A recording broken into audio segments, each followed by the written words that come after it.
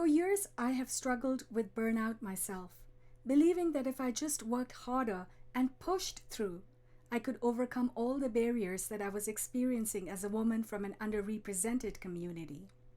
This is a common myth that women leaders also share.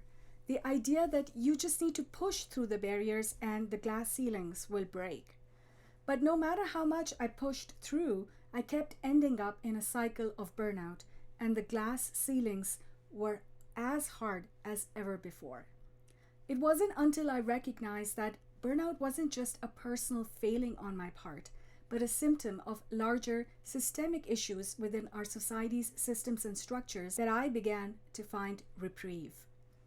Armed with this insight, I began to approach burnout recovery from a different angle.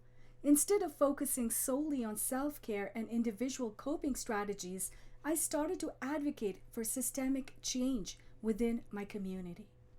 At first, this was not easy, as many people around me presumed that I was making excuses for my personal failings. I experienced social judgment, social ostracization, and breakdown of my present support structures. But that did not slow me down. I stood up to workplace bullies, refused to accept toxic work arrangements, and demanded better support and resources for myself and my colleagues. And slowly but surely, I began to see a shift.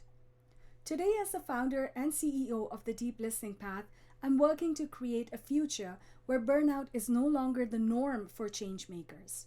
By challenging the systemic factors that contribute to burnout and creating safe spaces for dialogue and support, we're empowering change makers to thrive in their work while prioritizing their well-being. Our findings are endorsed by former Harvard physician and the CEO of A Healthier Democracy, Alistair Martin, who says, and I quote, "Your message addresses the critical and often misunderstood issue of burnout with empathy and insight. Your points about the uniqueness of each individual's experience with burnout and the systemic nature of its causes are particularly poignant." Unquote. So folks, together let's break free from burnout and build a brighter, more sustainable future for advocacy. Join our mission-driven work at the Deep Listening Path by downloading this free resource to break free from advocacy burnout and share it with your community today. Like and follow us and let us know in the comments what it means to you to create a more sustainable future for your community.